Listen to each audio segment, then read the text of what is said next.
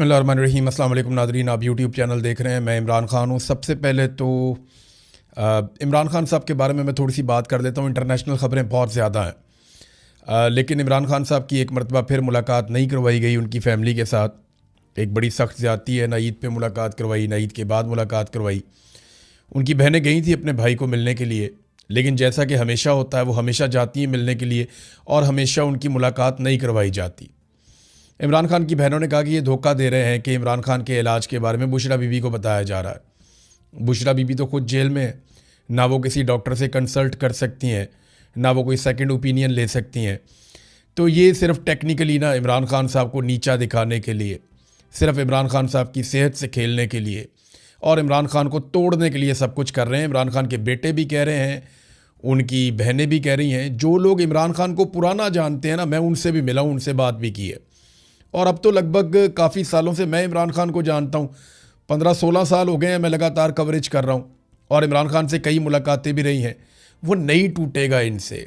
आसिम मुनीर साहब, वो आपसे नहीं टूटेगा। आप जो मर्ज़ी कर लें वो आपसे नहीं टूटेगा। आपने 5 साल की एक्सटेंशन ली, आप 15 साल की और एक्सटेंशन ले लें। अल्लाह रब्बुल इज़्ज़त इमरान खान को ज़िंदगी दे, वो आपसे नहीं टूटेगा। ये हो नहीं सकता ना, आप नहीं तोड़ सकते उसको। और उसको तोड़ने की जिद क्या है? आप अपना काम करें, आइन और कानून की हदूद के अंदर रहते हुए अपनी नौकरी करें और घर जाएं। ये पाकिस्तान के लीडर्स हैं जिनको अवाम मुंतखब करती है, उन्हें पाकिस्तान चलाने दीजिए।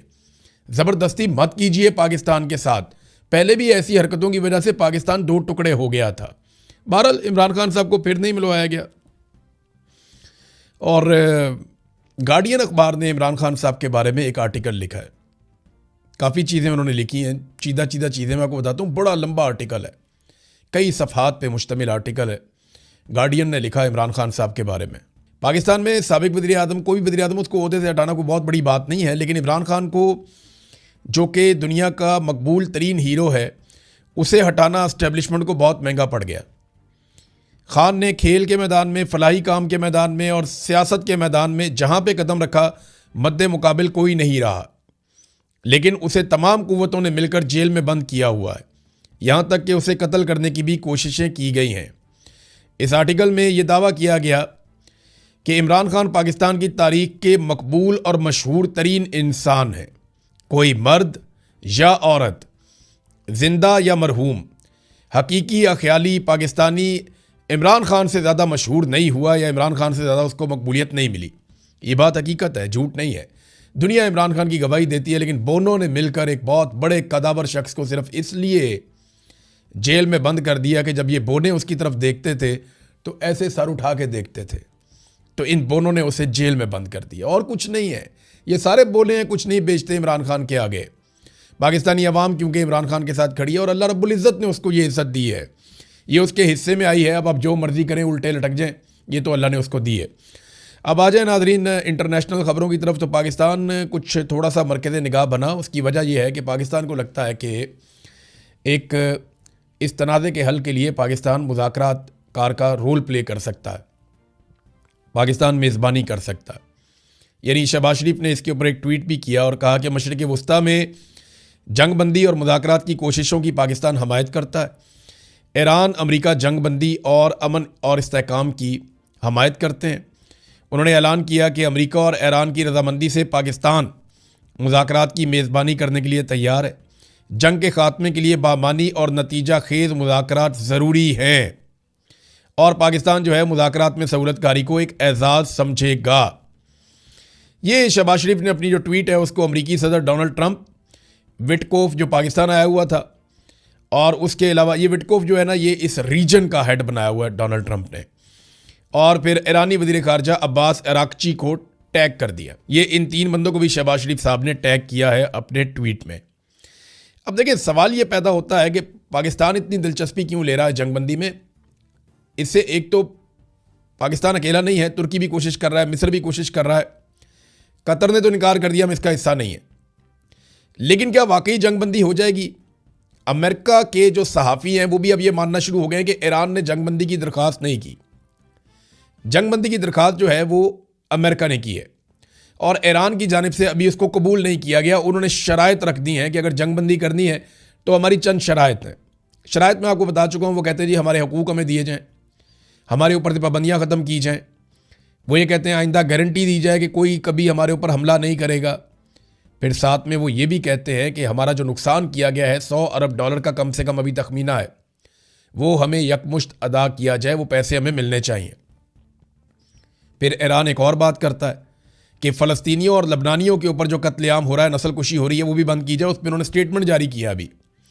तो उनके मुतालबात की एक फ़हरिस्त है। वो ये चाहते हैं कि आबनाए हुर्मुज़ से आइंदा जो भी टैंकर्स गुजरें या वहाँ से तजारती माल गुजरे, वो ईरान को बाकायदा टोल टैक्स देकर गुजरें, जैसे पूरी दुनिया में होता है। वो कहते हैं ये हमारा पानी है तो हम यहाँ से गुजरने के लिए पैसा क्यों ना लें। जब बाकी दुनिया पैसा लेती है तो हम भी पैसा लेंगे। तो ये ईरान की सोच है। इतने सारे मुतालबात ईरान के हैं। अमेरिकन मुतालबा जी यूरेनियम आप हमारे हवाले कर दें। क्या पाकिस्तान के फील्ड मार्शल आसिम मुनीर साहब ईरान से यूरेनियम लेके अमेरिका के हवाले कर सकते हैं? और क्या ईरान ये करेगा?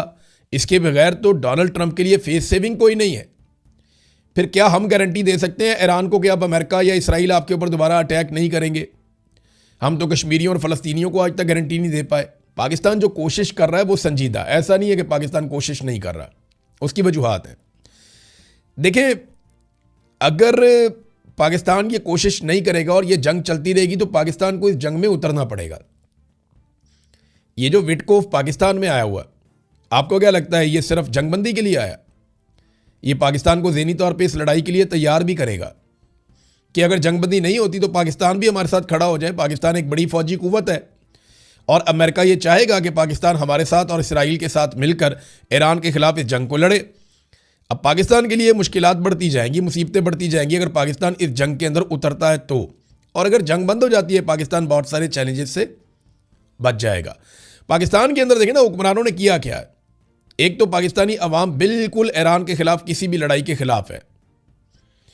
यहाँ पे अब ये माहौल बना रहे हैं शिया सुन्नी फसाद वाला या शिया सुन्नी तफरीक वाला। मेरी तमाम पाकिस्तानियों से गुजारिश है कि आपस में तफरका ना डालें, आपस में लड़ें मत, शिया सुन्नी की बुनियाद के ऊपर नफरत ना फैलाएं, मोहब्बत और अमन से एक दूसरे के साथ रहें।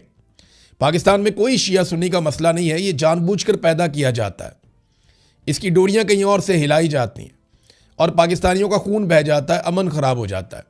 अभी भी कलदम तंजीमों के बंदों को लाकर बिठा दिया गया प्रेस कॉन्फ्रेंस करने के लिए। मुझे बताएं ना, फ़ौज का क्या इमेज बनेगा जब कलदम तंजीमों के वो लोग जो माजी में कत्लों में मुलव्विस रहे हैं, जिनके ऊपर दहशतगर्दी के मामलात हैं, वो लोग जब बैठ के पाक फ़ौज के हक़ में बात करेंगे तो पाक फ़ौज का क्या इमेज बनेगा। अभी कलदम तंजीमों से अगर काम नहीं चलता तो कल को गुड तालिबान को भी लाया जा सकता है। तो पाकिस्तान की फ़ौज का क्या इमेज बनेगा? कितनी बुरी बात है। तो तफरका डालने की कोशिश की जा रही है। आपने हर हाल में इस तफरके से बचना है। मुझे बड़ी प्यारी एक बंदे की बात लगी। मुझे बता रहा था कि एक साहब दुआ कर रहे थे, वो सुन्नी थे और वो दुआ कर रहे थे या अल्लाह ताला ईरान को हिफाजत में रख। वो ईरानियों के लिए दुआ कर रहे थे। तो दूसरे साहब ने उन्हें कहा कि आप ईरान के लिए क्यों दुआ कर रहे हैं, वो तो शिया है। तो उन्होंने कहा जी फिर आप इसराइल के लिए दुआ कर लें, वो तो सुन्नी है ना। तो मामला बड़ा सादा सादा है कि ये लड़ाई क्योंकि इसराइल और ईरान के बीच में है, तो ऑब्वियसली जो मुसलमान ममालिक हैं उनके सेंटिमेंट्स एक मुसलमान मुल्क के साथ ही होने थे, ईरान के साथ ही होने थे। ये ऑब्वियस है। अब जो इसको ना समझे तो उसकी मर्जी है। पाकिस्तान के अंदर ना देखो इन्होंने कैसे दाव लगाया। जैसे ही आलमी मंडी में खबर आती है, ये पाकिस्तान में पेट्रोल की कीमतें उठा के कहाँ से कहाँ ले जाते हैं। मट्टी का तेल कितना महंगा कर दिया, आयोक्टेन कितना महंगा कर दिया, डीजल और पेट्रोल की कीमतें 55 रुपए बढ़ा दी, अभी मजीद बढ़ाने की तैयारी कर रहे हैं। ये अपने सारे खसारे इसी बहाने पूरे कर रहे हैं। हालांकि मुझे एक शख्स ने ये इतला दी है, इसकी कंफर्मेशन नहीं है, लेकिन उन्होंने दावा किया कि हुकूमत से आप कहें कि वो आपको दिखाए उन अदायगियों की तफसीलात, और ये पब्लिक डॉक्यूमेंट होता है, हुकूमत दिखाए ना